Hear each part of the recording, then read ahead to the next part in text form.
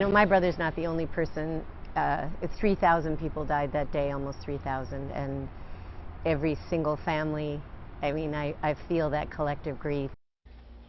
Nearly 20 years later, the grief is still fresh for countless Americans. September 11th, 2001 is a day ingrained in our memory forever. Hi, everyone. Thank you so much for joining us here at 5. I'm BC O'Neill. And I'm Tim Blotz. Throughout the country, Americans are really remembering the victims of the 9/11 terrorist attacks. And that includes a ceremony at our state capitol. Paul Bloom joins us live from St. Paul. And Paul, you spoke with a family member of one of the victims today.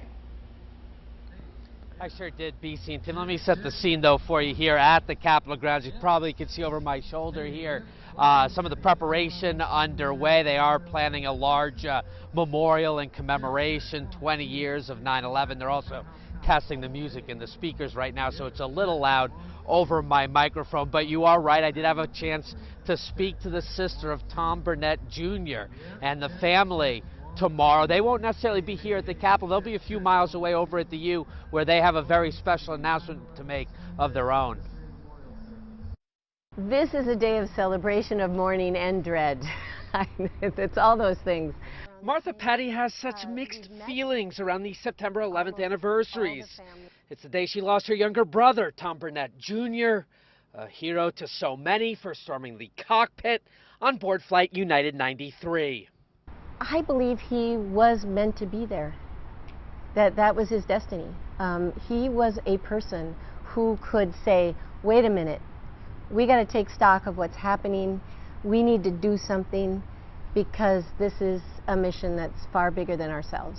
Martha recalls watching the horrors of that day unfold 20 years ago now at her parents' house. Tom had called his wife several times from the hijacked plane before he joined his fellow passengers in fighting back, bringing down the aircraft in rural Pennsylvania, far from its presumed target in Washington, D.C. Each year I feel the same horror, and the feelings come rushing back. Tom's final words to his wife that day, quote, "We're going to do something," motivating his loved ones to do something good in his name every day since 9/11. This weekend, many of them will return to the U, where they've been honored over the years to officially endow a scholarship at the university's Carlson School of Management. What a wonderful legacy. It really reflects Tom's values, what he stood for, moral character, scholarship, service.